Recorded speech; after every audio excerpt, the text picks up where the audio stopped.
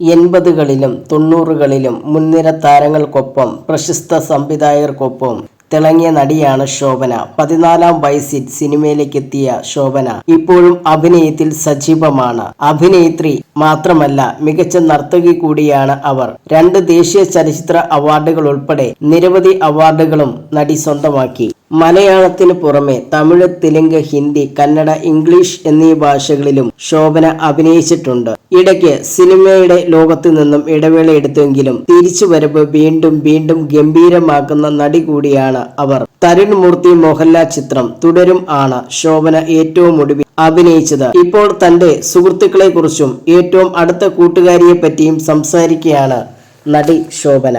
ഒരുമിച്ച് സിനിമകൾ ചെയ്തവരാണ് ഞാനും രേവതിയും സുഹാസിനിയുമൊക്കെ. അന്നെല്ലാവരും തമ്മിൽ നല്ല മത്സരമുണ്ടായിരുന്നു. സിനിമയിൽ നിന്നും പുറത്തു കടന്നതിന് ശേഷമാണ് എല്ലാവരും തമ്മിൽ നല്ല അടുപ്പമുണ്ടാകുന്നത്. ഇടയ്ക്ക് ഞങ്ങളുടെ ഗെറ്റ് ടുഗറൊക്കെ ഉണ്ടാകും. സുഹാസിനിയാണ് മുൻകൈ എടുക്കുന്നത്. എന്റെ സ്വഭാവമെല്ലാം കൂട്ടുകാർക്കറിയാം. തമാശയ്ക്ക് കളിയാക്കുകയും ചെയ്യും. പക്ഷെ അതുപോലെ സ്നേഹവുമുണ്ട്. എന്റെ ബെസ്റ്റ് ഫ്രണ്ട് എന്ന് പറയുന്നത് രേവതിയാണ്. ഒരുപാട് വർഷമായിട്ടുള്ള സൗഹൃദം. ഞങ്ങൾ തമ്മിൽ എപ്പോഴും സംസാരിക്കുമൊന്നുമില്ല. എന്നെപ്പോലെ അവർക്കും ഒരുപാട് ജോലിയുണ്ട്. വീടും കുടുംബവുമൊക്കെയുണ്ട്, ശോഭന പറയുന്നു.